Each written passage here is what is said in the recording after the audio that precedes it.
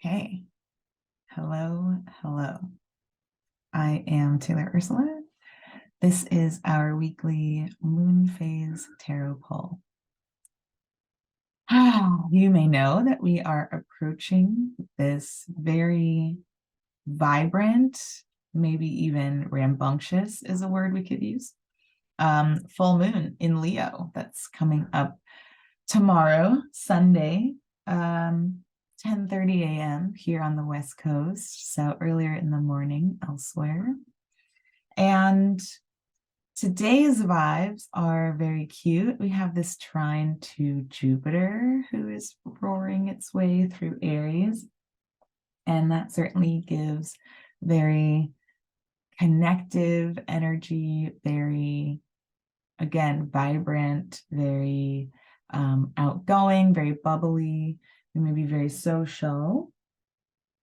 But before the moon waxes into fullness completely, we have a dynamic and predictable square to Uranus.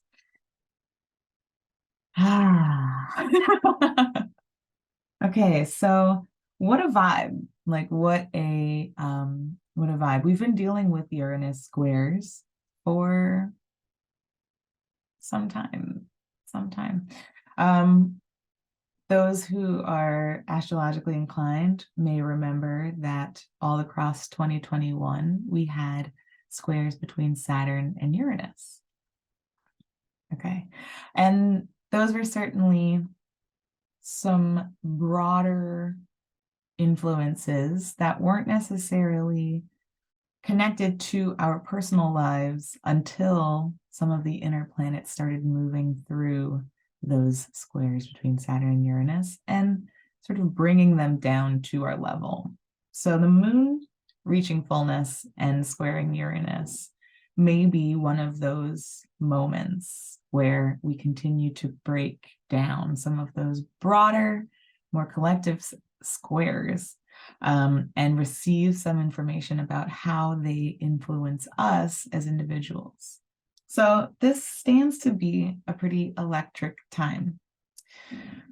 You may know that the moon in Leo is about standing in our truth, standing in our authenticity, feeling entitled to our fluctuating emotions, feeling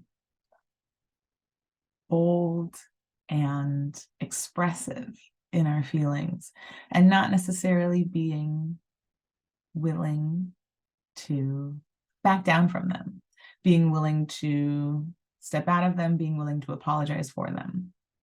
And when a moon with those characteristics comes up against Uranus, a planet of surprise and electricity, we may find ourselves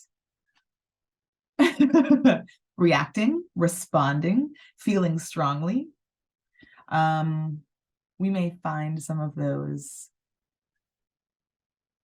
very strong feelings being pulled to the surface in some way. What that means for us is going to look different for each of us, right?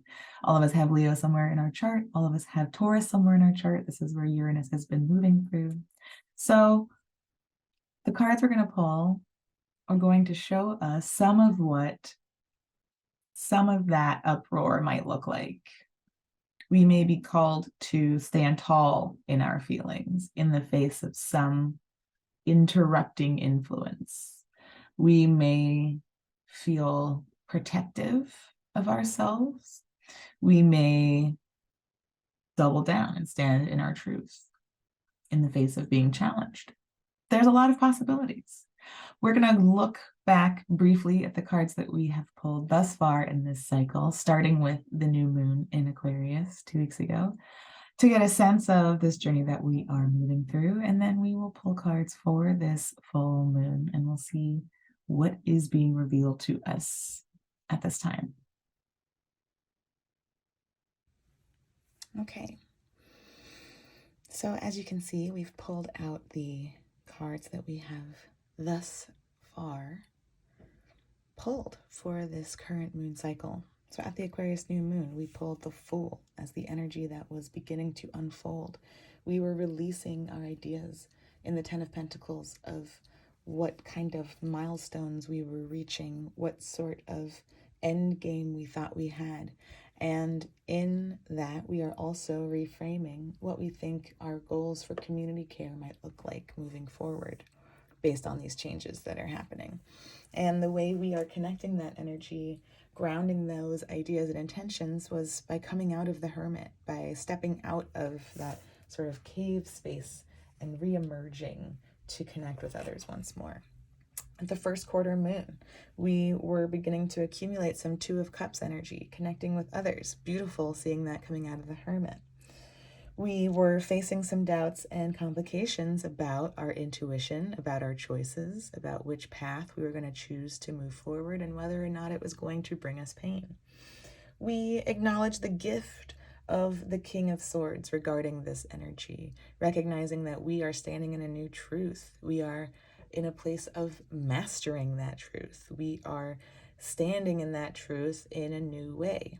And lessons we are able to make sense of, lessons we've been moving through since the first quarter moon, about bringing ourselves to that seat at the table, deserving a seat at that table, being able and worthy of competing, of being part of the arena, of being considered with others. Okay, so if you would like to dive further into these previous readings, I will send you back to my profile to have you take a look at that first Aquarius new moon reading, followed by that first quarter moon reading. So the questions we're going to be asking now at this full moon, we're going to take a look at the situation that is culminating now. We're going to take a look at how we can make space for this situation or revelation, as full moons tend to be. We're going to look at what we're able to celebrate in the light of this moon, followed by what we can release in the light of this moon.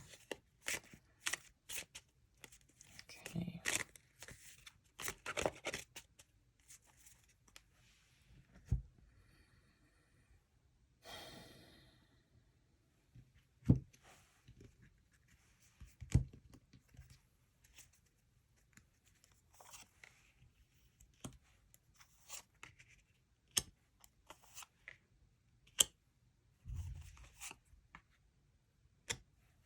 Okay.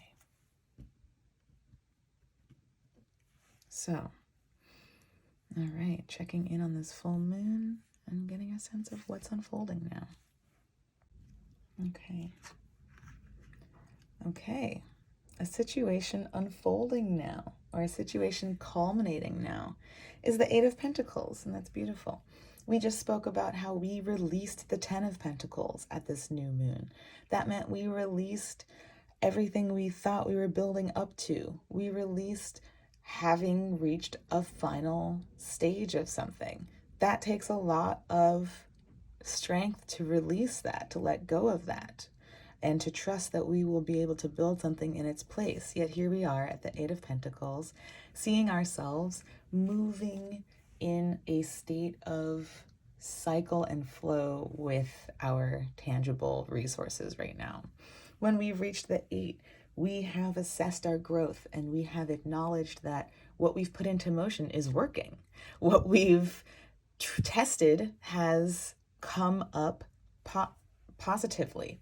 What we have put into motion, what we've been trying out and inventing perhaps, or kind of playing around with, seeing if something is viable, we are finding that this is in fact something that's going to work out for us. We are able to create a consistent routine with something we are working on now. This is lovely because the 8 is absolutely approaching the end of the cycle where the 10 culminates. And so we have not lost much by starting over. That's what this tells me. We sacrificed some sort of expectation, and in turn, we have built up to, developed some sense of routine with what we are currently practicing with. So I think that's beautiful. It tells me that we haven't lost too much, and we've actually been able to make really good use out of the new cycle that we've been working with. How I can make space for this situation or revelation. Beautiful. More pentacles. I love the 6, and traditionally you'll see the 6 as a card of charity. You may see, especially in the Rider-Waite image, a figure of a man standing above other figures who are kneeling, and the man is distributing money to them. And we think of this as sort of resetting a balance. I am established enough within myself that I am able to sort of pay it forward. And yet we recognize there's still certainly themes of inequality in this card. The fact that we need charity to begin with. So this 6 is much more about kind of sharing resources equitably. This tree is not a human who is superior to the humans beneath it who are hungry. This tree is naturally able to give its offerings to those who will enjoy it. And so what I love about the 6 is it is about creating some sense of equity that is not necessarily coming from a place of superiority or of being better than, but it is about perhaps redistribution. It is about giving where it is easy to do so. And so that's where perhaps we get that sense of superiority. I don't need this, but you do, and therefore I can give it. We may reframe this perhaps as, what is something that is of ease for me to share with others? So something that does not deplete me, does not detract from my well-being, but does allow me to connect with others. So this is how we are able to make space for some of this revelation. So as we find ourselves sort of clicking into place with, again, some sense of routine, some sense of productivity, some sense of getting momentum going, we may see or find ourselves with a little extra that we're able to distribute to others. I almost see this as like, here, I've started making something new and I have samples, right? And we want to be sort of generous with something that we want to encourage people to try. And I don't really mean that in like a literal product sense, but if that's what's coming up for you, then that's what's coming up for you. Either way, this is tangible energy in both of these cards. And I love the idea of making room for growth by giving. That's balance, right? That's absolutely balance. What I'm able to celebrate in the light of this moon. The Queen of Swords. Beautiful. Last week we had the King of Swords here. And so I love seeing even that energy somewhat reframed. We talked about how we were using our innate mastery of our mental faculties as a gift. So what we're able to celebrate in the light of this full moon is the journey we took to get to that place of mastery. The Queen is in the ranking of the cards just beneath the King, not in any sort of hierarchical way in my eyes, but rather the Queen demonstrates mastery in an internal sense. With the King, we may have been leading others into mastery of their own truth, demonstrating outwardly to those around us that mastery of our mental faculties is possible. And here is how I got started. With the Queen, this is the journey before we're sharing it with others. This is the journey where we acknowledge that we have done it. We have done that work. It has taken some tears. It has taken moving through deep transformation, and yet we can see with great clarity now. We can channel this energy that comes in. It no longer overtakes us.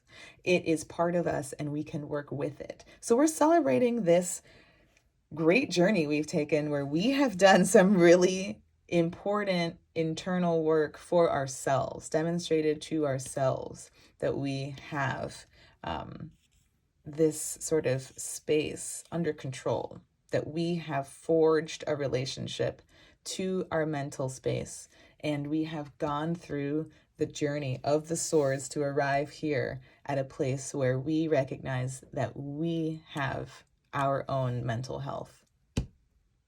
in place. We have our own mental health taken care of. We have our own perspective framed in a way that we can work with. I think that's a beautiful thing to celebrate.